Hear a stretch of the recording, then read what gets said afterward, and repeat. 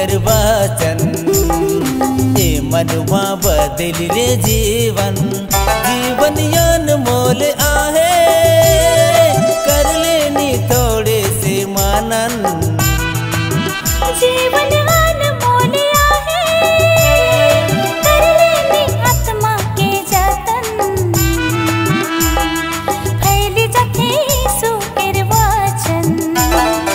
ए मनवा बदलिले जीवन फैल जाते सुकर वाचन ए मनवा बदलिले जीवन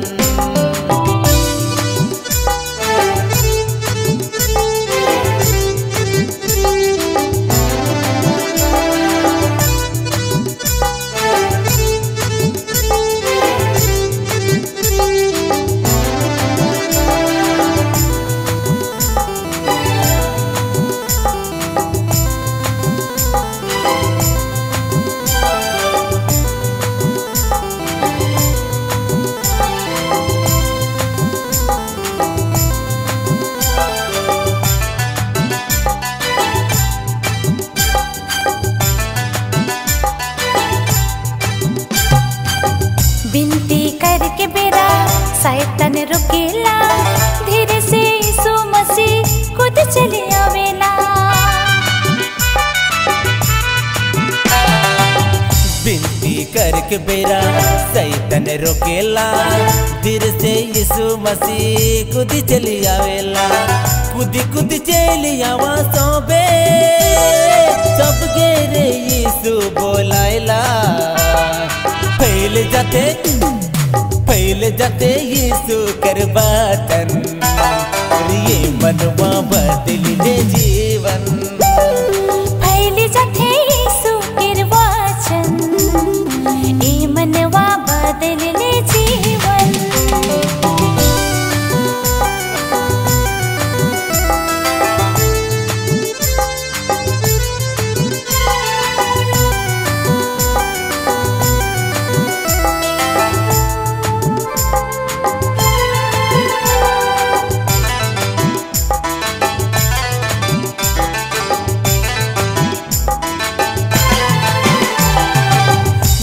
नल पहाड़ जंगल गावी तर महिमा नीला नीला यास मंतर बनेला दीवाना नदी नाला पहाड़ जंगल गावे तोर महिमा नीला नीला आसमान तोर बनेला दीवाना बन में चरे को बोले दिल आत्मा मन मोर डोले फैल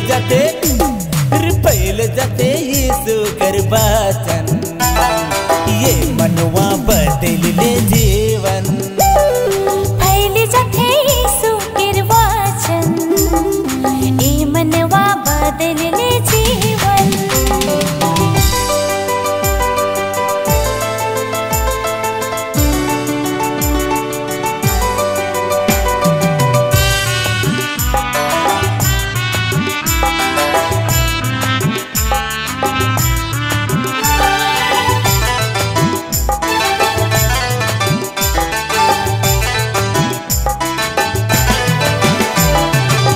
खोजो ना ढूंढो ना मोय बाइबल वचन के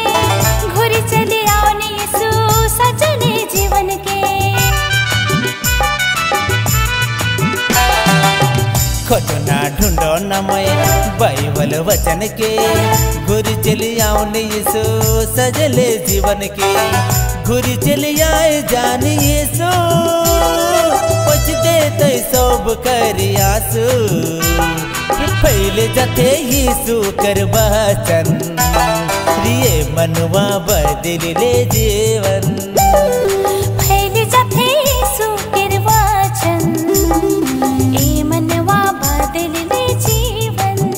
जीवन अनमोल आहे कर लेनी थोड़े से मानन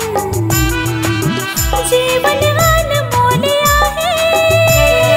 कर लेनी आत्मा के जतन फैल जाते यीशु कर वाचन ये मनवा बदलिले जीवन। फैल जाते यीशु कर वचन, ये मनवा बदल ले जीवन।